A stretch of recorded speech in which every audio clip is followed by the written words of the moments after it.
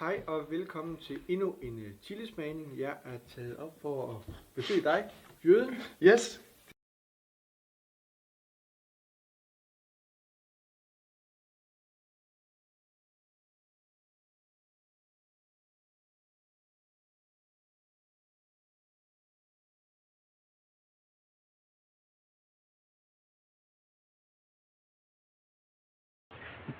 Søde fandemand, du ser så tænksom ud.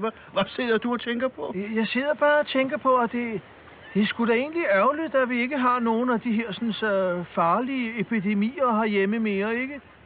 Ligesom dem, de har nede i Afrika og Asien og hvad det hedder alt sammen. Nå ja, det skulle da egentlig meget godt set, ikke? Man kunne godt trænge til en lille udrensning rundt omkring, ikke? Sydhavnen, Nordvest og Lolland-Falster, hvad fanden der. Alt sammen hedder det ulækkert, ikke? Ja, altså ikke? lige få ryddet det værste skravl af vejen, ikke? Ja, ikke? Det kunne være lækkert, ikke?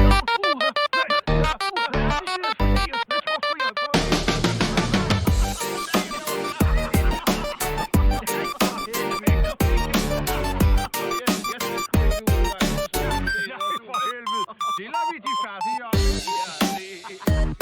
Skål på udrensning. Skål. Du er så brun i dag. Jeg er meget brun i dag. Ja, det er du.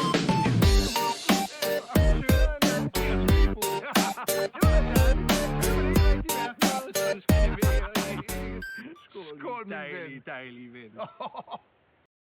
I knew about the AIDS 3 years before the word ever came out in the world, in the United States particularly, because of my field work in Sierra Leone. You mentioned actively spreading AIDS, and how was that done exactly? Through inoculation. Through vaccines? Yeah, through vaccines. Pretending to inoculate people and... AIDS was actively being spread to other countries? Yes. The World Health Organization started a massive vaccination campaign. They chose Africa and Brazil, launched a massive vaccination campaign. Immediately, AIDS began to appear. Thousands and thousands of people began dying of the strange new virus, which the World Health Organization then said had come from the bite of a green monkey. They took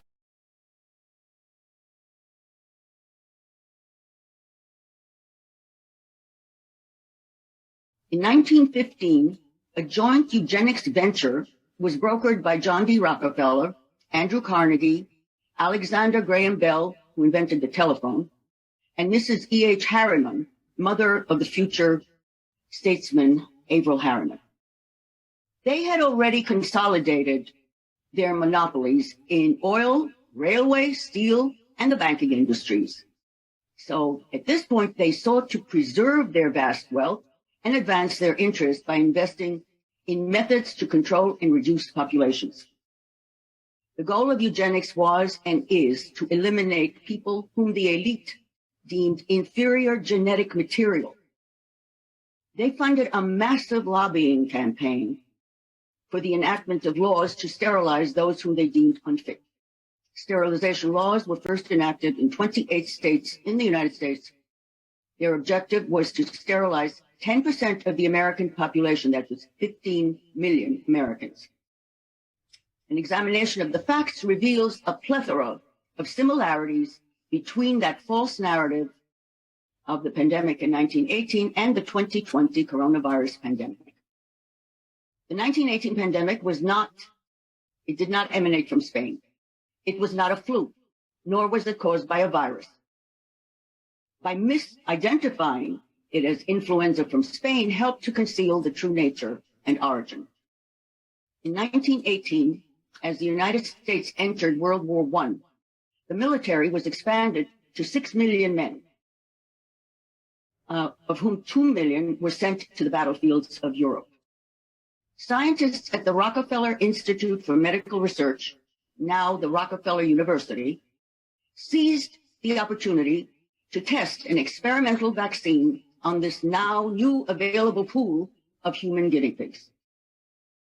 Few people realize that disease killed far more soldiers on all sides than machine guns and mustard gas or anything else associated with World War I. We learned that by March 11th, the Fort Riley camp surgeon was confronted with the first wave of the pandemic. 100 men a day were entering the infirmary with the same malady. Some 2 million US soldiers were injected with the Rockefeller experimental vaccine. It sickened them and weakened their immune system before they were shipped to Europe. Now, when the war ended, the Rockefeller Institute sent the deadly meningitis concoction for use in civilians in England, France, Belgium, Italy, and other Western European countries, thereby spreading the epidemic worldwide. Was the decision to ship the deadly vaccine abroad once they already knew what it was doing? Was it just for profit über alles, or was it part of a eugenics genocide playbook? Tedros Adhanom Ghebreyesus should have never been elected Director General of WHO.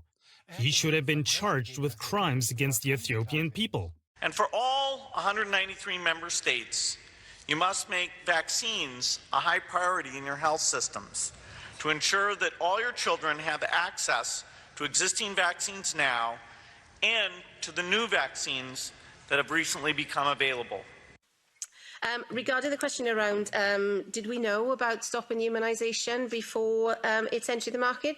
No. When you Swedes and Danes hear the WHO is doing something, immediately say, you won't do it. It's bound to be bad, and bound to be wrong, and bound to be criminal. And if you follow them, you are following the steps of criminals.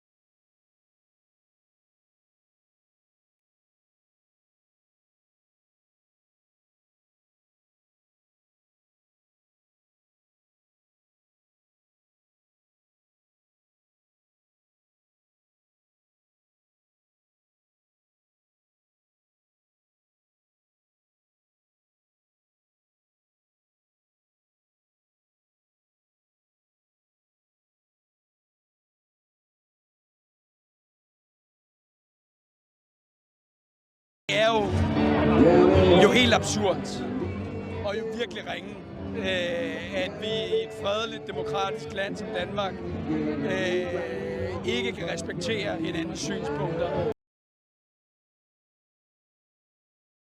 Det demokratiet kan.